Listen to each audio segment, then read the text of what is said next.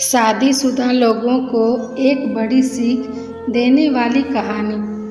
पत्नी ने न जाने क्या किया था कि पति ने उसे एक के बाद एक कई थप्पड़ जड़ दिए। हमेशा हर सिचुएशन को शांति से हैंडल करने वाली पत्नी भी इस बार इतनी अशांत हो उठी कि उसने अपनी चप्पल ही निकालकर पति की ओर फेंकी। चप्पल पति के बालों को छूते हुए निकल गई।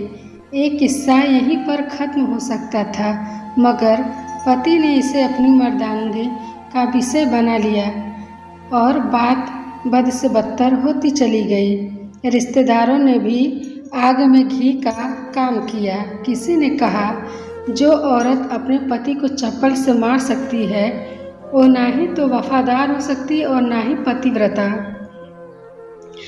ऐसी औरत परिवार ही नहीं पूरे समाज पर कलंक की तरह है। बीवी के पक्ष वाले कहा पीछे रहने वाले थे।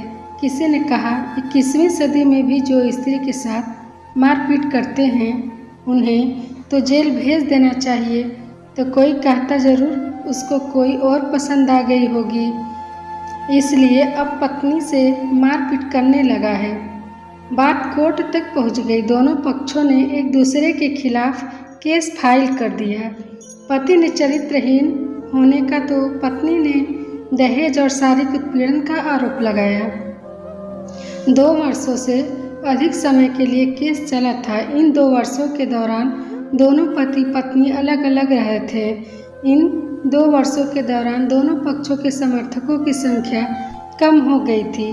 पहले जहां दोनों पक्षों में समर्थकों का समूह होता था, अब गिने चुने लोग रह गए थे। पति और पत्नी दोनों की आर्थिक स्थिति भी इस समय के दौरान नीचे गिर चुकी थी, जिन्हें वो अपना शुभचिंतक समझ रहे थे। पैसों की बात आते ही उन्होंने भी अपना पलड़ा झाड़ लिया था। अगर कोई देने को राजी भी हुआ तो मोटे ब्याज की शर्त पर। आखिरकार वही हुआ जो सब चाहते थे, डाइवोर्स। हर कोई खुश था, दोनों पक्षों के रिश्तेदार, उनके माता पिता और दोनों के वकील। लेकिन 5 साल की सुखद शादी और एक सुंदर बेटी होने के बाद मिले इस डाइवोर्स से पत्नी मूक थी और पति शांत। शायद ये एक इत्तेफाक ही था कि इस खुशी को मनाने के लिए दोनों पक्ष के लोग एक ही चाय की टपरी पर बैठे, आमने सामने। इत्तेफाक इसलिए क्योंकि ज़्यादातर लोग जो एक दूसरे के विरोध पक्ष को सपोर्ट कर रहे थे, वे एक दूसरे को अच्छे से जानते भी नहीं थे। पति पत्नी भी इन सभी से दूर एक दूसरे के सामने मेज पर बैठे। पत्नी ने पति से कहा, अब तो खुश होगे ना, तुम्हारे मन की जो हुई है मुबारक हो, तुम भी तो आज जीत गई हो। मुझे तलाक तो तुम्हें भी मिल गया है। Congratulations to you too. पति ने कहा, तलाक को तुम जीत का प्रतीक समझते हो? पत्नी ने पूछा। पति चुप रहा। थोड़ी देर की शांति के बाद पति ने कहा, मुझे तुम्हें 5 लाख रुपए अभी और हर महीने 8,000 देने का आदेश है। अभी मेरे पास पैसे नहीं हैं, इसलिए हमारा मतलब मेरा जो सिटी में फ्लैट है उसे तुम्हारे नाम कर देता हूँ। पत्नी बोली, लेकिन उस फ्लैट की कीमत तो 18 लाख की है। हाँ, लेकिन हमारी बेटी तुम्हारे साथ है और आगे जाके उसके खर्चे भी बढ़ेंगे, तुम्हें थोड़ी आसानी होगी। पति ने कहा, नहीं नहीं, मुझे सिर्फ 5 लाख ही देना, और तुम हर महीने 8,000 तो देने ही वाले हो, मैं मैनेज कर लूँगी। अगर 5 लाख नहीं है तब भी कोई बात नहीं है। पत्नी बोली। दोनों फिर से शांत हो गए। पति सोचने लगा, कितनी भोली और समझदार है ये औरत, जो कुछ समय पहले तक मेरी पत्नी थी और अब अनजान।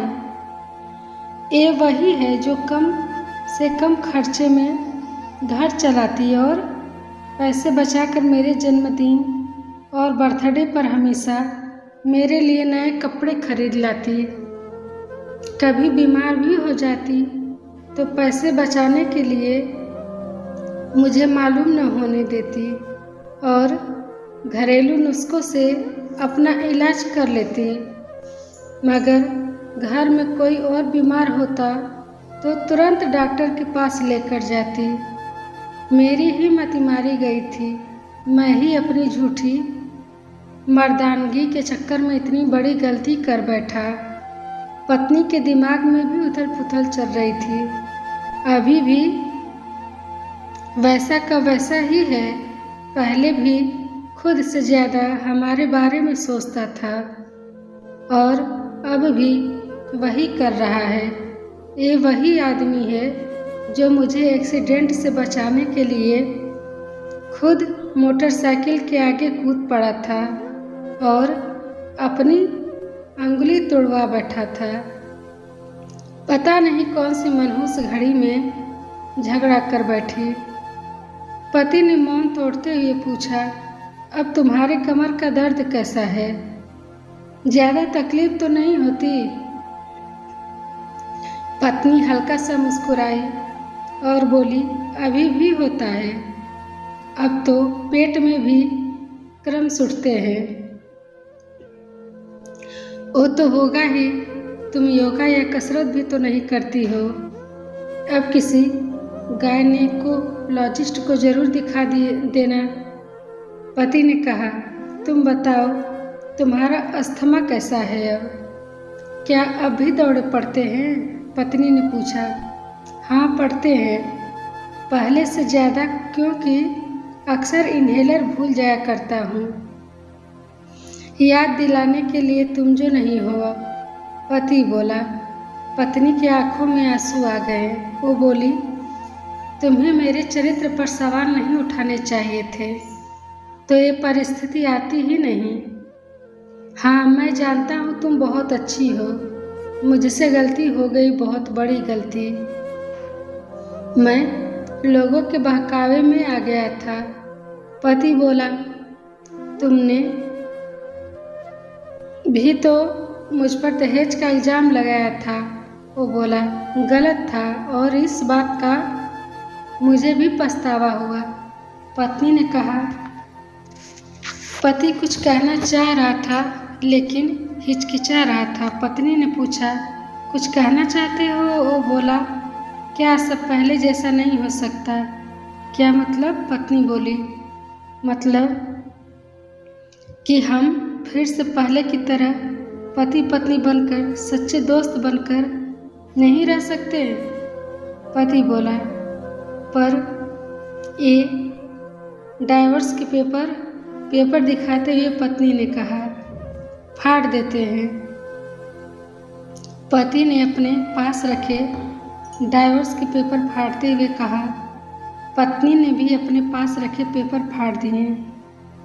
सभी हैरान थे। वकील, रिश्तेदार और माँ बाप, पति पत्नी दोनों एक दूसरे के हाथ में हाथ पकड़े अपने घर की तरफ चले गए।